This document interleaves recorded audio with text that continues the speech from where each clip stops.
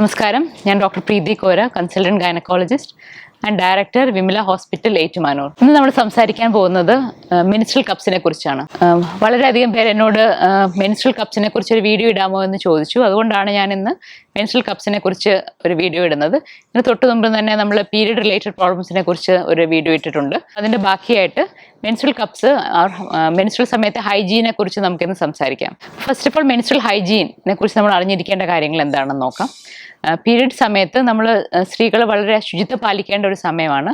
റെഗുലറായിട്ട് pad change ചെയ്യുക, pad ഒത്തിരി വെറ്റ് ആകുന്നിടം വരെ വെയിറ്റ് ചെയ്യാതെ ഒരു റെഗുലർ 2 to 3 hours അത് ചേഞ്ച് ചെയ്യുക. അതുപോലെ തന്നെ ഡെയിലി 2 നേരം കുളിക്കുക, ഹൈജീൻ പാലിക്കുക എന്നൊക്കെ ഉള്ളത് വളരെ പ്രധാനപ്പെട്ട കാര്യങ്ങളാണ്. കാരണം ഇപ്പോൾ കോമൺ ആയിട്ട് കാണുന്ന ഒരു പ്രശ്നമാണ് പീരിയഡ് സമയത്തുള്ള പാഡിനോടുള്ള അലർജിയും വജൈനൽ ഏരിയയിൽ ചൊറിച്ചിലും ഇച്ചിങ്ങും ഒക്കെ ഉണ്ടാകുന്നുള്ളൂ. അപ്പോൾ ഇതൊക്കെ അവോയ്ഡ് ചെയ്യാൻ വേണ്ടി നമ്മൾ ഹൈജീൻ പാലിക്കുന്നത് വളരെ ഇമ്പോർട്ടൻ്റ് ആണ്. അപ്പോൾ പലതരത്തിലുള്ള സാനിറ്ററി ഓപ്ഷൻസ് അവൈലബിൾ ആയിരുന്നു. പണ്ട് കാലത്ത് നമ്മൾ ഉപയോഗിച്ചിരുന്നത് തുണിയായിരുന്നു.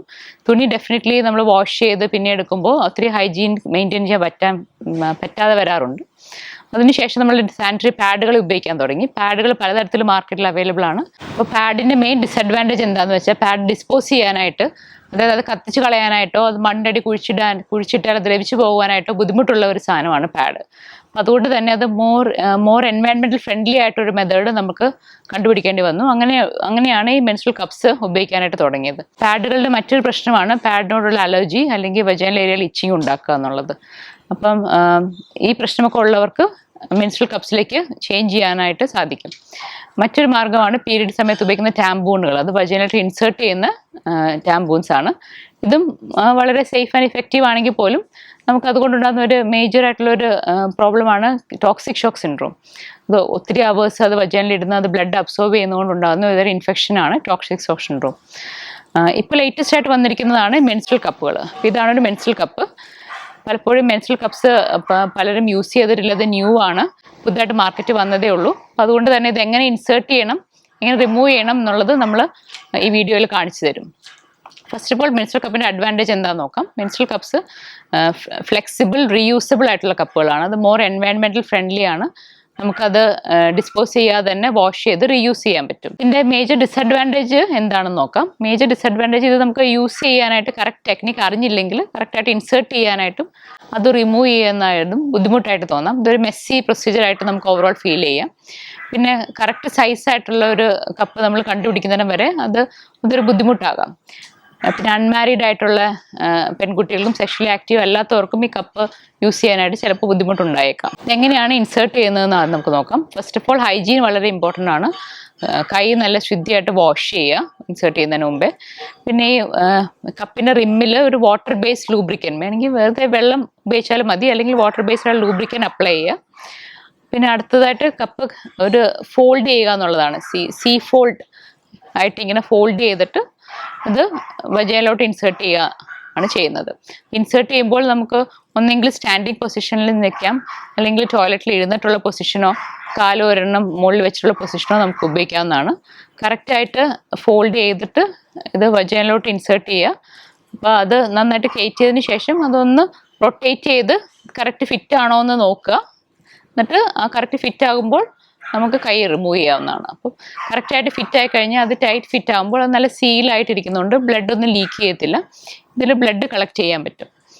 ഈ ഒരു കപ്പ് യൂഷ്വലി ഒരു 6 to 8 hours വരെ യൂസ് ചെയ്യാൻ പറ്റും. ചിലർക്ക് 24 hours വരെ ഉപയോഗിക്കാനുണ്ട്. ഈ ബ്ലീഡിങ്ങിൻ്റെ അളവനുസരിച്ച് കപ്പ് എത്ര ബ്ലഡ് ഹോൾഡ് ചെയ്യുന്നുള്ളത് അനുസരിച്ചിരിക്കും അത് എത്ര മണിക്കൂർ യൂസ് ചെയ്യാമെന്നുള്ളത്. ഇനി അടുത്തതായിട്ട് നമുക്ക് കപ്പ് റിമൂവ് ചെയ്യുന്നതിനെ കുറിച്ച് നോക്കാം. കപ്പ് റിമൂവ് ചെയ്യുമ്പോൾ നമ്മൾ തമ്പും ഈ ഫിംഗറും ഇൻസേർട്ട് ചെയ്ത് ഇതിൻ്റെ base of the cup hold ചെയ്യുക. നല്ലതായിട്ട് സ്ക്വീസ് ചെയ്തിട്ട് ജസ്റ്റ് ട്വിസ്റ്റ് ചെയ്ത് കപ്പ് പുറത്തേക്ക് എടുക്കുകയാണ് ചെയ്യുന്നത്. അപ്പോൾ ഇവിടെ മാത്രം പിടിച്ച് വലിക്കാതെ ഇതിൻ്റെ ബേസ് സ്ക്വീസ് ചെയ്തിട്ട് ഇത് പുറത്തോട്ട് റിമൂവ് ചെയ്യുക.